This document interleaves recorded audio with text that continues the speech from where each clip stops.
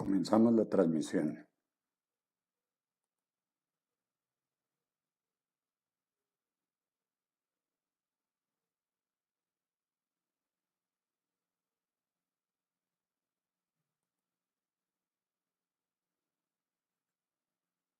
Comenzamos la transmisión.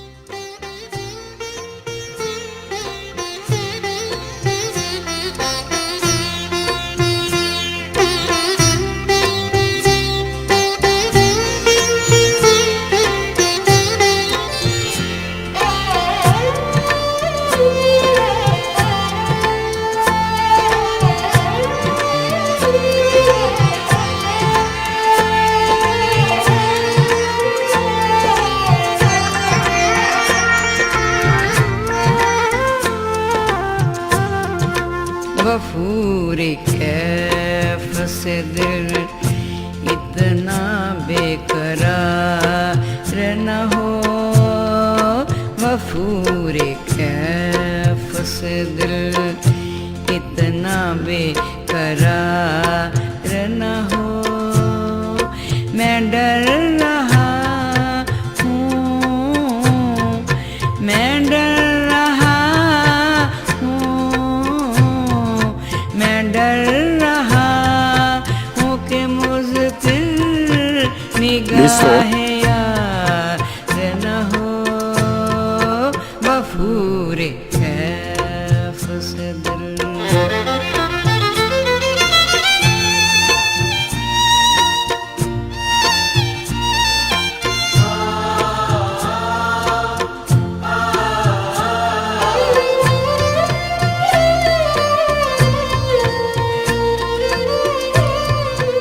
Ya. Buenas noches y saludos para todos los que se encuentran conectados en este momento. Y muchas gracias por atender este encuentro de meditación y conciencia espiritual, organizado por Ciencia de la Espiritualidad, bajo la guía de Sanrajinder Singh Ji. Esta emisión en plataforma digital es transmitida desde Colombia para la comunidad de habla hispana. Desde la ciudad de Medellín les habla Jaime Montoya y hoy seré el presentador de este su programa público. El tema de hoy se titula Amor en acción durante los tiempos difíciles. Tendrá una duración aproximada de 1 hora. Durante este tiempo escucharemos 2 lecturas y además veremos 2 videos cortos. Luego compartiremos unos anuncios de interés y finalizaremos nuestro programa con la práctica de la meditación de la ciencia de la espiritualidad. Bienvenidos y aprendamos juntos cómo podemos convertirnos en instrumento del amor de Dios. Sanrajinder Singh nos dice que el alma ama incondicionalmente, porque Dios nos ama incondicionalmente. El alma y Dios son uno y lo mismo. Si contactamos nuestra alma y miramos el mundo a través de sus ojos, no solo podemos amar incondicionalmente, solo también sentir el amor incondicional de Dios en nosotros. En nuestra primera lectura titulada Amor incondicional, el maestro nos dice que el mundo necesita amor incondicional. Así como deseamos ser amados incondicionalmente, también podemos amar incondicionalmente a quienes nos rodean. El verdadero amor significa amar a todos. Los santos y místicos señalan que si verdaderamente amamos a Dios, amaremos a todos sus hijos. Para escuchar la lectura, quiero invitar a Joel Dugant, quien desde la ciudad de Barranquilla nos compartirá este interesante tema. Amor incondicional. Extractos de Sanrajinder Singh Ji Maharaj. El amor del alma es incondicional. No conoce de discriminación, prejuicios o separación. Nuestra alma es amada incondicionalmente por el Señor. Nosotros, a cambio, podemos reflejar ese amor y radiar amor incondicional a aquellos con quienes nos encontremos. Hay pocos ejemplos de amor incondicional en nuestras relaciones diarias. En los ejemplos de las relaciones más amorosas en el mundo, parece que siempre hay algunas condiciones. En el amor de los padres hacia el hijo hay expectativas. El padre puede desear que el hijo se comporte de cierta manera. Cuando el hijo crece y los padres envejecen, puede haber expectativas de que el hijo se haga cargo de sus padres. Entonces, el amor no es completamente incondicional. En el amor de los esposos, hay siempre expectativa de que nuestro amado nos hará felices. Queremos que nuestro amado nos brinde la realización que buscamos. Si el comportamiento de nuestro amado no cumple con nuestras expectativas, puede que discutamos y peleemos, y en algunos casos incluso terminar la relación. El alma ama incondicionalmente porque Dios nos ama incondicionalmente. El alma y Dios son uno y el mismo. Si contactamos nuestra alma y miramos el mundo a través de sus ojos, no solo podemos amar incondicionalmente, sino también sentir el amor incondicional de Dios por nosotros. El sol no discrimina sobre en qué flores derrama su luz. Vierte su luz sobre todas por igual, las rosas y las violetas, los tulipanes y las malas hierbas reciben la misma luz. Así es con el amor de Dios. Brilla sobre todos nosotros, ya seamos cristianos o judíos, sikhs o sufíes, parsi o jaínos. Nos ilumina sin importar el color de nuestro cabello, piel u ojos. Cuando experimentamos nuestra alma y comenzamos a identificarnos con ella, también podemos hacer crecer nuestro amor por todas las personas. San Francisco de Asís es mejor conocido por su amor por todos los seres vivos. Sin embargo, dijo que al principio de su vida tuvo dificultades para lidiar con sus sentimientos hacia los leprosos. Los temía y se alejaba de ellos cuando estaban cerca. Un día, mientras caminaba, un leproso se interpuso en su camino. Su primera reacción fue girar en la otra dirección. Le enfermaba no tanto ver al leproso como su propia incapacidad para amar a la otra persona. Sabía que no estaba representando el amor incondicional de Dios al evitar al hombre afligido. En un intento por superar esta debilidad, se acercó al leproso, lo abrazó y lo besó en el cuello lleno del amor de Dios. Luego continuó su camino. Cuando volvió para mirar al leproso, vio que no había nadie. Se dio cuenta de que Dios había venido a él en la forma del leproso para probarlo y había pasado su lección. San Francisco había mirado al leproso desde su alma empoderada y desde ese día él atendió a los leprosos y a otros afligidos por otras enfermedades con el amor de Dios en su corazón. Una de las ilustraciones más maravillosas del amor incondicional se encuentra en las enseñanzas de Cristo. La base de las enseñanzas cristianas está en el concepto del amor y el perdón. Cristo dijo: habéis oído que se ha dicho, amarás a tu prójimo y aborrecerás a tu enemigo. Pero yo les digo, amen a sus enemigos, bendigan a los que los maldicen, hagan bien a los que los odian y oren por los que los desprecian y los persiguen. El mundo necesita amor incondicional.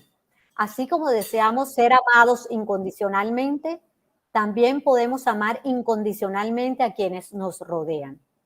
El verdadero amor significa amar a todos. Los santos y místicos señalan que si verdaderamente amamos a Dios, amaremos a todos los hijos de Dios. Como dijo Cristo, si alguien dice que ama a Dios y odia a su hermano, es un mentiroso. Porque el que no ama a su hermano a quien ha visto, no puede amar a Dios a quien no ha visto. Cuando accedemos a nuestra alma empoderada, podemos volvernos ciegos a las diferencias externas de religión, cultura, color y nacionalidad. Todos pueden verse como una sola familia de Dios y podemos aprender a canalizar el amor de nuestra alma empoderada hacia todos los que conocemos. Fin de la primera lectura.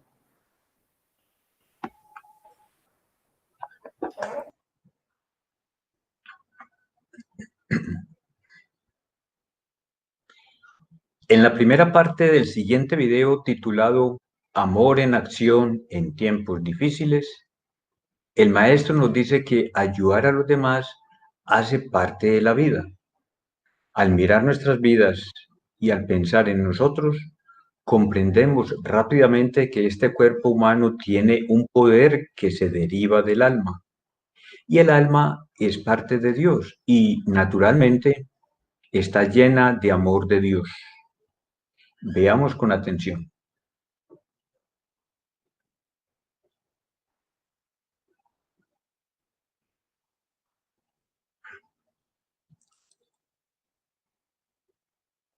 Dear brothers and sisters, I'd like to welcome all of you to this broadcast. I know many of you are in many different parts of the world, and these are very difficult times for all of us as we pass through dealing with a situation which we've never dealt with before. With this virus spreading in many places of the world, it has changed the way of life that we live. Many of our health professionals and our governments are telling us to be in isolation, because that seems like the best way of being able to stop the spread of this illness. And so as we are asked to stay in isolation, and as we stay in our homes, as we are away from going to work or to study or to be able to go outside to entertain ourselves, these are very difficult times for each and every one of us. And as we stay in the homes, those of us who are so much used to doing selfless service, we wonder, how do we do selfless service by staying at home? We who are used to helping others, either physically or mentally or financially, all of a sudden find ourselves in a situation where we are isolated, because this is the right thing to do at this time. And so we wonder, is there some way by which we can help someone else? And as we start to think about that, what is very important to recognize, that we all sitting in our own homes can definitely help others. It's how we look at our situation. By staying at home, by isolating ourselves, by being in a state where we keep ourselves physically fit, we are going to create an environment in which help comes to others. Let us look at the whole situation. Today, there is no possibility of testing each and every person who lives in the world whether they are sick with this virus or not. As we look at people, we're not sure whether someone is ill with this virus, whether someone is just a carrier, or whether someone is well. And so in all of these three categories, as we meet with someone, we're not aware whether we ourselves are going to bring sickness to them, whether they will bring sickness to us.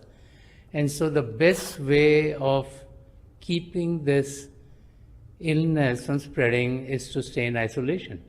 And so when we stay in isolation, what we are doing is we are helping curb the spread of this sickness. And as we start to isolate ourselves, we'll find that as we keep ourselves healthier, we are creating an environment in which those who need help can get it. Today, there are many professionals in the health field, whether they are doctors or nurses or other health professionals who get us medicines, they are the pharmacies, who are working overtime. They're spending their time helping the people who contacted this illness, and they are putting their lives at risk. Also, there are many first responders. There are people who, let's say, help in getting food, in being able to provide the other necessities of life. Let's say electricity, water, gas, phone lines, and other amenities that we have become used to. And so, as we look at their lives, we find these are people who are risking their lives. They go out, they do the work so that the life of all of us are better. They risk their lives so that the lives of those who've been sick or ill, their lives can get better. And many of these people who are outside to provide us the amenities, they're not aware of of those that when they meet someone, whether someone is ill or not. And so they are putting in an effort to help us. So we in turn can help others by staying well, by being in isolation, by not spreading the disease, by making sure that once we are well, then maybe we've kept another bed open in a hospital for someone who needs it. As we start to look at life from that point of view, we'll find that in this situation where we are in isolation, the best thing that we can do is to make sure that we stay healthy and that this virus is not being spread. Help to others is a part of life. As we look at our life and as we start to think of ourselves, we realize very quickly that this human body is being given its power by our soul. And that soul is a part of God, and that soul is full of the love and light of God, and that soul is one which is caring. And because it is our innate characteristic to be caring, and this is why to help is one of the characteristics which comes out from us. And this is why you find so many people in this life who help others. Whether you help someone cross the street, whether you help a young kid learn things, whether you help in the hospital, whether you help in your communities. There are many, many ways by which people extend a helping hand so that the needs of others would be fulfilled.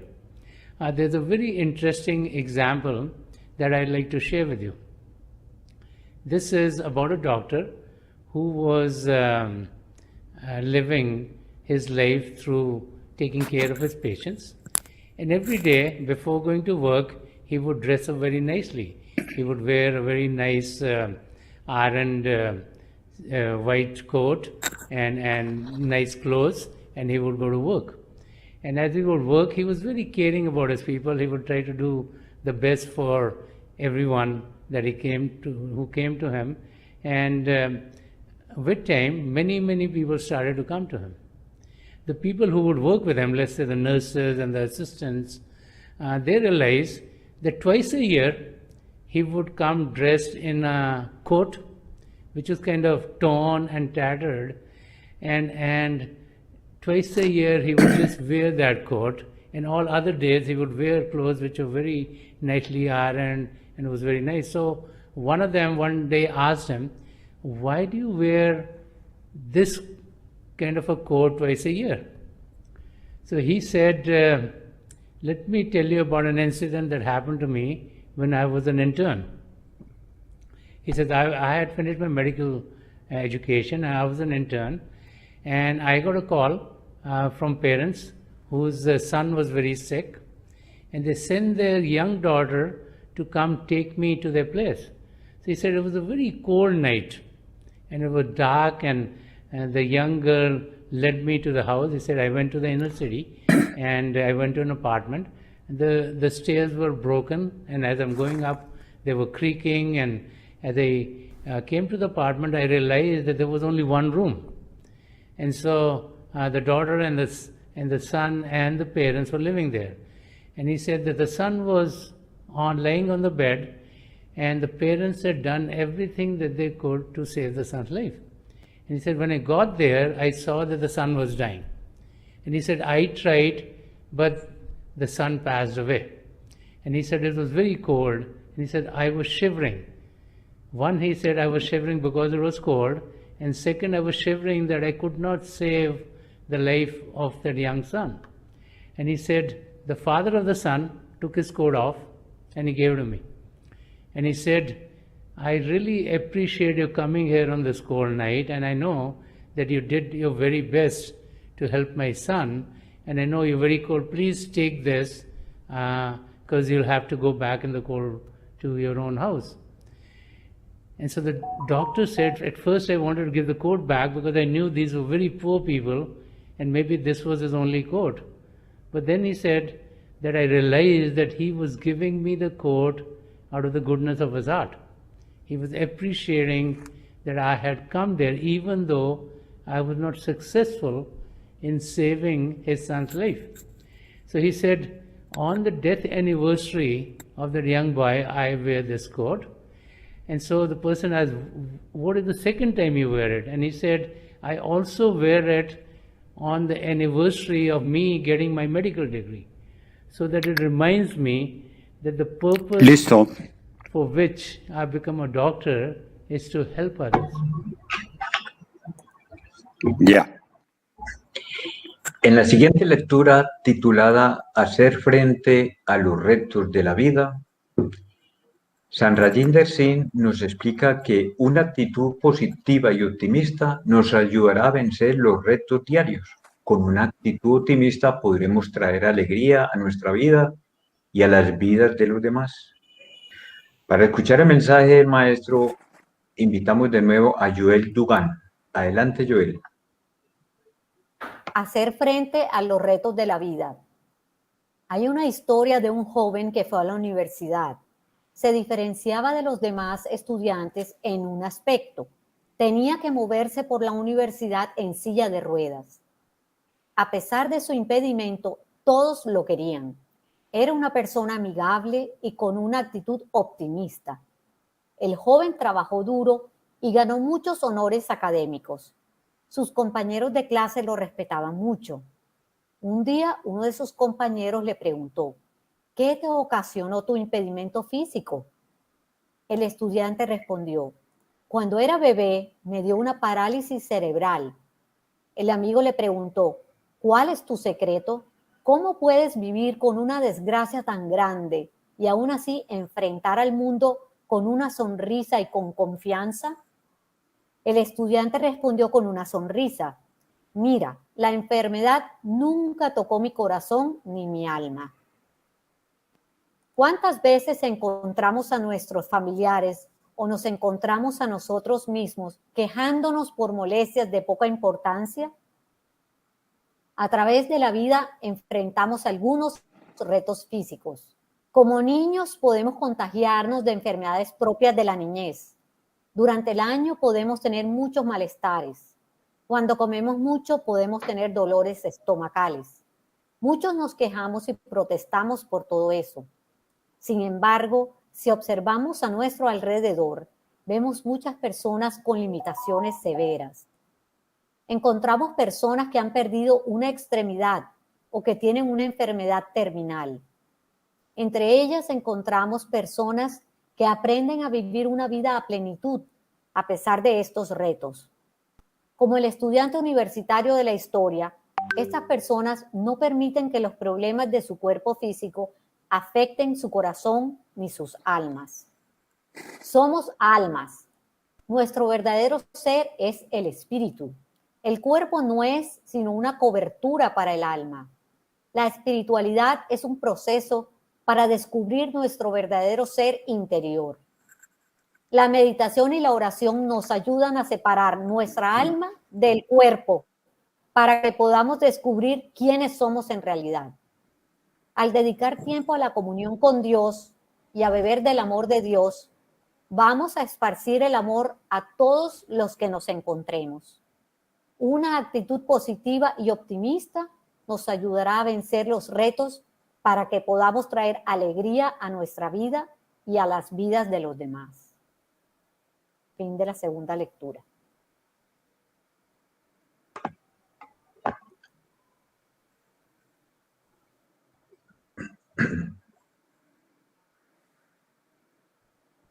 En la segunda parte del extracto del video titulado Amor en acción en tiempos difíciles, El Maestro nos enseña que nuestra alma es una parte de Dios, así que todas las almas están conectadas, ya que provienen de Dios.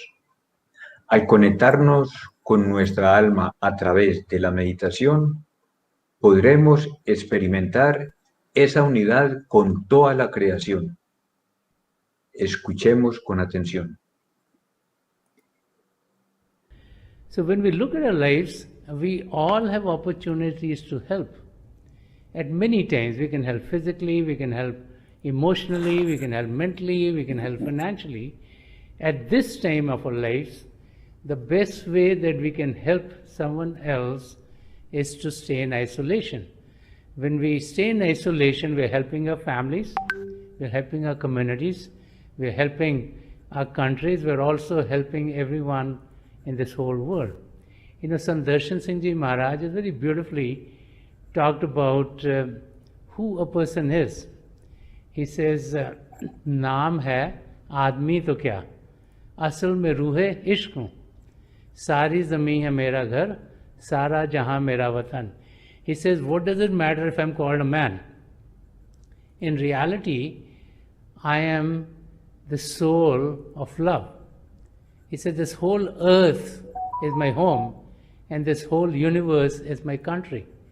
So these are the times to not think that the only ones that we help are the members of our family or our friends or people that we know. These are times to realize that we are all children of one Father. This is the time to realize that we all are a part of an extended family. We might look different, we might speak different languages, we might believe in different faiths, we might come from different cultures, but we are all connected. And the connection that we have is through our souls. Our soul is a part of God, and a soul that gives me life is also the soul that gives everyone else life. And so that soul is connected because all these souls are coming from God. They're all connected, and so this thread of love that connects us is God. And that realization comes in as we go within. Right now, when we lead our day-to-day lives, we live at the level of our physical senses. Through a sense of sight, through a sense of hearing, through a sense of smell, through a sense of taste, and through a sense of touch. Our attention is going out into the world. Now, when we take our attention, we put it within ourselves, then we start to live at the level of our spiritual consciousness. We all can experience ourselves as we really are. God the Creator is with each and every one of us because the part of God is what gives us life. We all can meet God. Sandarshan Singh Ji Maharaj has said very beautifully, he says, मिलेगा रूह को परवाज दे के देख जरा, करीब है उसे आवाज दे के देख जरा. He says, you will surely find God. Because God is within you, God is closer to you than anything else. All we have to do is to sincerely cry out to God. And when we sincerely cry out to God and we give a flight to the soul, then we'll be able to soar through the inner spiritual regions and be able to be one with God. So these times when we are in isolation, these times when we are in our homes, these times when we are away from everything else, these times when we are not spending time traveling to work or to any other activity that we do, these are times to focus on finding the connection with God within ourselves. These are the times when we are able to strengthen that connection. And these are the times when we experience the love of God within ourselves, that the realization that we all are a part of a big family would set in. You know, as we sit in silence, as we meditate, as we go within ourselves, we connect with the divine light and sound of God within ourselves.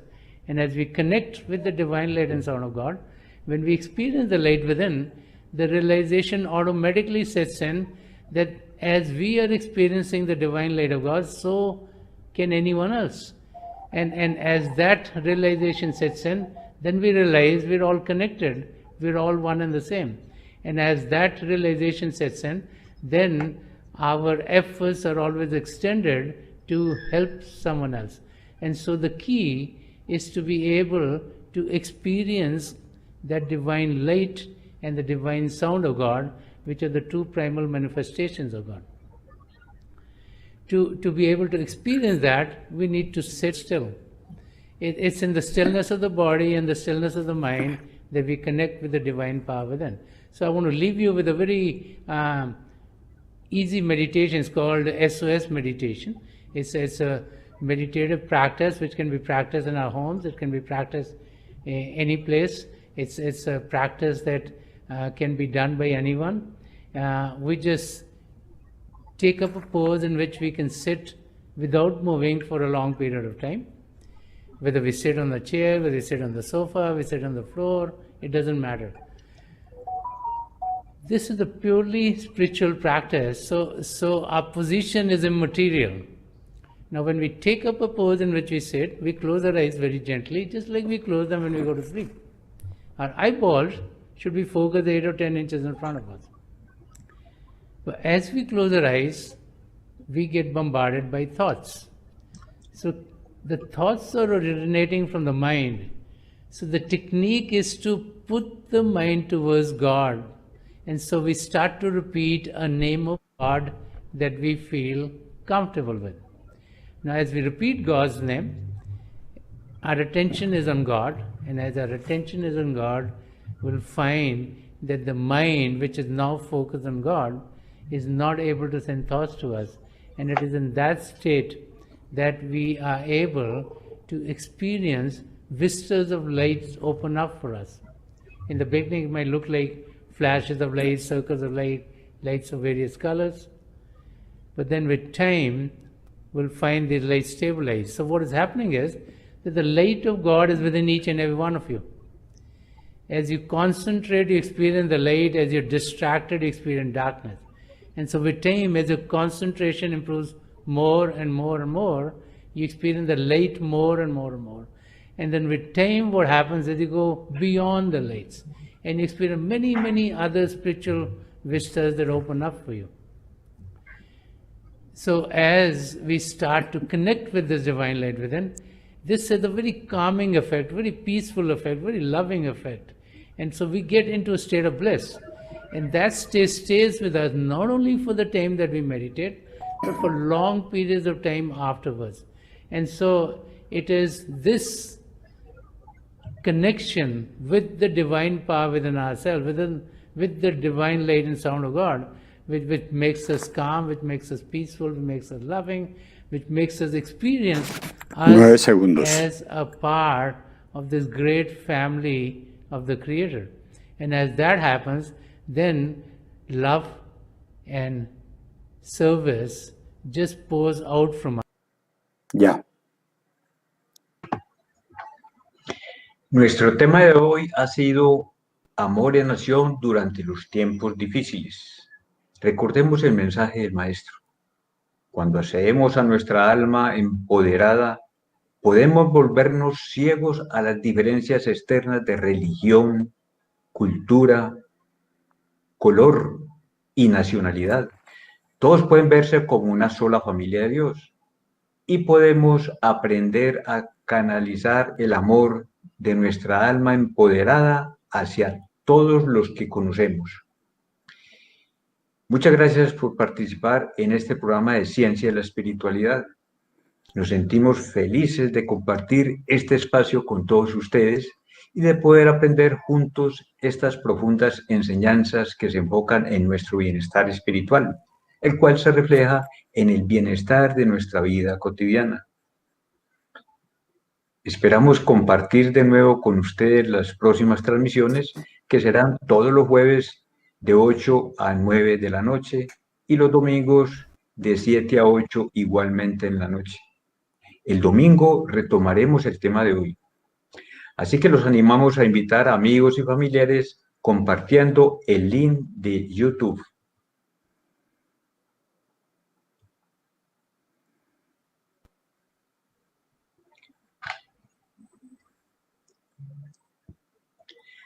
Ahora los invitamos a practicar la meditación de la ciencia de la espiritualidad. Para familiarizarnos con la técnica de la meditación, veremos un video corto con las instrucciones explicadas por Sanrajinder Singh. Una vez termine el video, finalizaremos nuestra transmisión, así que los invitamos a disfrutar de la meditación todo el resto de tiempo que gusten. Muchas gracias por compartir con nosotros. Esperamos verlos de nuevo en nuestros próximos encuentros de meditación y conciencia espiritual. Feliz semana y feliz meditación.